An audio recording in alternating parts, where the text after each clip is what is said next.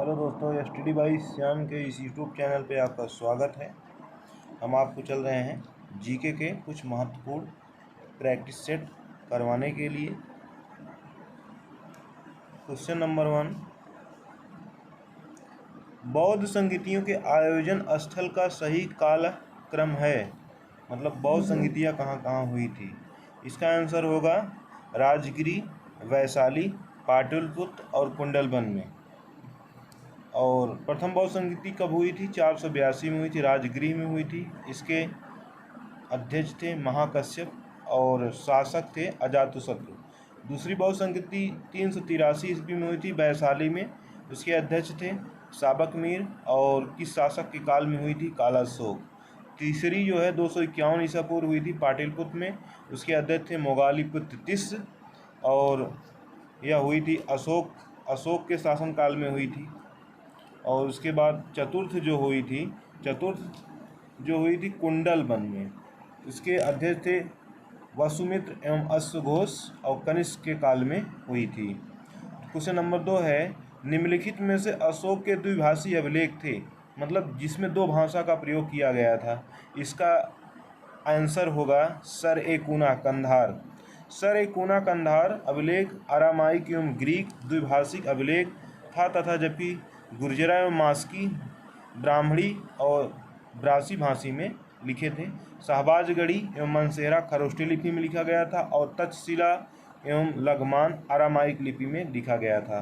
Question number 3 है, निम्नलिखित सल्तनत में लाख बख्श किस शासक को कहा जाता था? कुतुबुद्दीन ऐबक। विकल्प सी सही है। दिल्ली सल्तनत में गुलाम वंश का शासक कुतुबुद्दीन ऐबक लाखों का दान करता था, इसलिए उसे लाख बख्श कहा जाता था।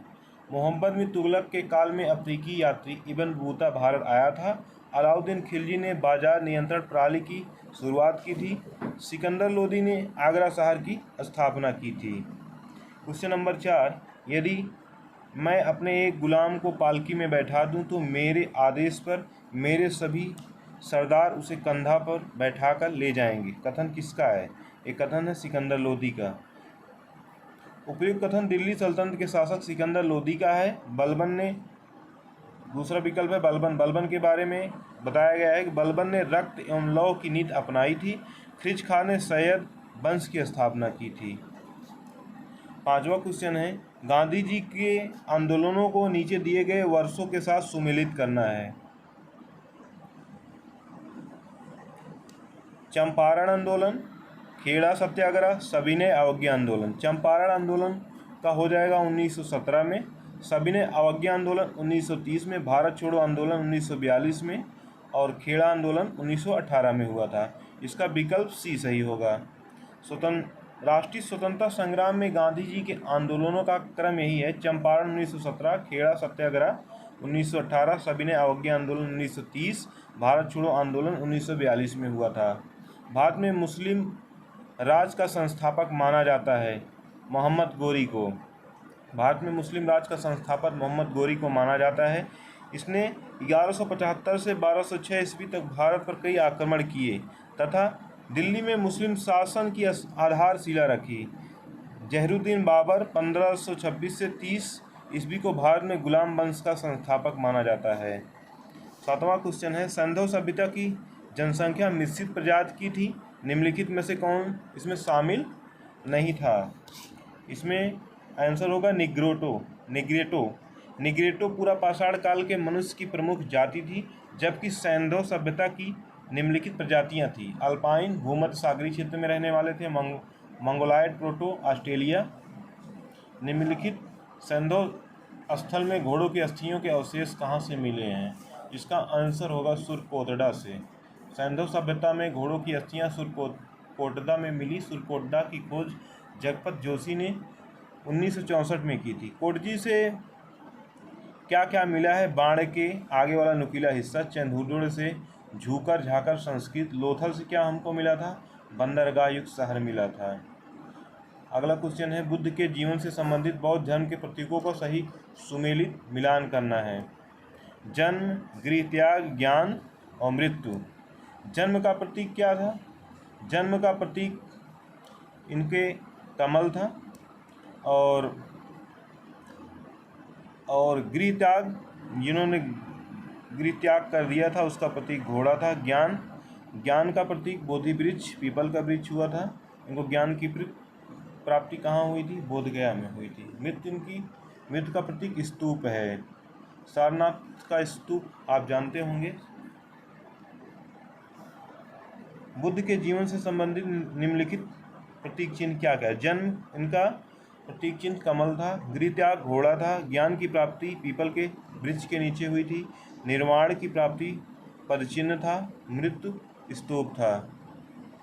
अगला क्वेश्चन है, निम्नलिखित कथनों पर विचार कीजिए। पहला है, जैन धर्म में तप एवं अहिंसा पर विशेष बल दिया गया है। दूसरा है, जैन धर्म का महत्वपूर्ण ग्रंथ कल्पसूत्र संस्कृत में लिखा गया है। इसका दोनों सही है, एक और दो दोनों सही हैं, सत्य हैं। जैन धर्म में तप यानी शरीर को कष्ट देकर संलेखा पद्धति से प्राण त्यागना एवं अहिंसा अर्थात हत्या न करना पर बल दिया गया है। इसमें कृषि एवं युद्ध में भाग लेने पर प्रतिबंध लगाया गया है। जैन धर्म का महत्वपूर्ण ग्रंथ कल्प सूत्र जो संस्कृत में लिखा गया है। गुप्त वंश के शासक ने सर्वप्रथम महाराजा धीराज की उपाधि धारण की थी। इसका आंसर होगा चंद्रगुप्त प्रथम ने। गुप्त शासक चंद्रगुप्त प्रथम ने महाराज धीराज की उपाधि धारण की थी। श्री गुप्त गुप्त वंश के संस्थापक थे। समुद्रगुप्त को भारत का नेपोलियन कहा जाता है। चंद्रगुप्त द्वितीय विक्रमादित्य ने परम भागवत की उपाधि धारण की थी। सती प्रथा का सर्वप्रथम कालांकित स्मारक किस संस्थान पर मिला है? एरड़ अभिलेख में मिला है। भानुगुप्त के एरड़ अभिलेख में 510 ईस्वी को उसके सामंत गोपराज का उल्लेख मिलता है, जो हुड़ों के साथ युद्ध में मारा गया था।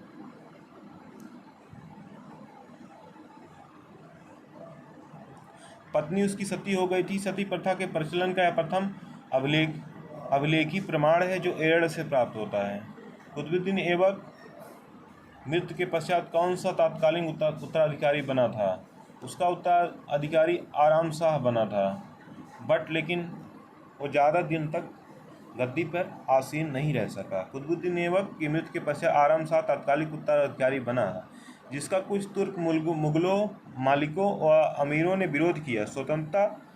स्वतंत्र होने की घोषणा कर दी। बलबन ने रक्त लौह नीति की अपनाई थी और इल्तुतमिश ने तुर्काने चहलगामी चालीसा की शुरुआत की थी।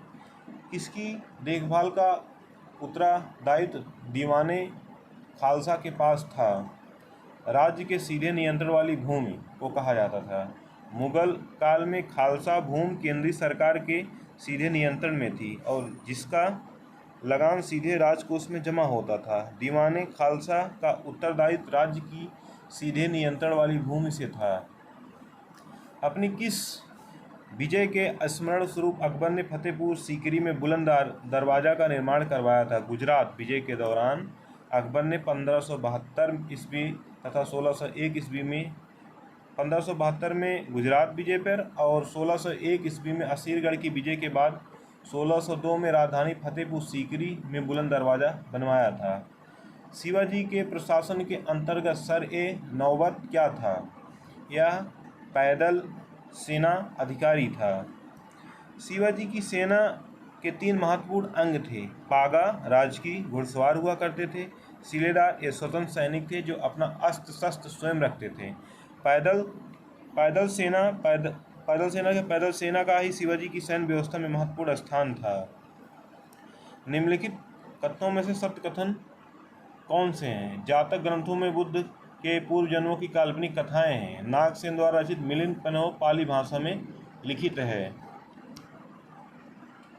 इसमें दोनों सही हैं। जातक ग्रंथों में बुद्ध के पूर्व जन्मों की काल्पनिक कथाएं हैं। जातक ग्रंथ की रचना ईसा पूर्व पहली शताब्दी में आरंभ हो चुका था, जिसका स्पष्ट प्रमाण भरतपुर और सांची के स्तूप की वेष्टनी पर उत्कीर्ण दृश्यों से स्पष्ट है। जातक ग्रंथ गद्य एवं पद्य दोनों में लिखे गए हैं। नागसेन द्वारा रचित मिलिंद पेनहो पाली भाषा का ग्रंथ है, जिसमें यूनानी राजा मिलिंडर और बौद्ध भिक्षु नागसेन का दार्शनिक वार्तालाप है। सिंध घाटी सभ्यता में अग्नि पूजा किस स्थान पर खोजी गई? अग्नि वेदिका से सिद्ध होती है। कालीबंगा। सिंध घाटी सभ्यता में अग्नि वेदिका के साक्ष्य कालीबंगा से खोजी गई। अग्नि वेदिका से सिद्ध होते हैं। कालीबंगा की खोज 1953 ईस्वी में अमलानंद घोष ने की थी। सुरकोटड़ा के नगर गढ़ी और आवासीय क्षेत्र में विभाजित हैं। आलमगीरपुर सिंधु सभ्यता का सबसे पूर्वी स्थल जो उत्तर प्रदेश के हिंडन नदी के किनारे था। निम्नलिखित में से किस एक में चंद्रगुप्त मौर्य द्वारा मगध का राज सिंहासन प्राप्त करने की कथा दी गई है? मुद्रा राक्षस। मुद्रा राक्षस किसने लिखा है? विशाखदत्त। अखंड भारत में प्रथम सम्राट चंद्रगुप्त मौर्य द्वारा मगध का राज सिंहासन प्राप्त की तथा कथा विशाखदत्त द्वारा कृत मुद्रा राक्षस में दी गई है। बृहद कथा के लेखक क्षेमेंद्र हैं। वासदत्ता के लेखक गुप्तकालीन प्रसिद्ध पद्यकार सुबुंध हैं तथा गाथा सप्तशती के लेखक सातवाहन शासक हाल हैं।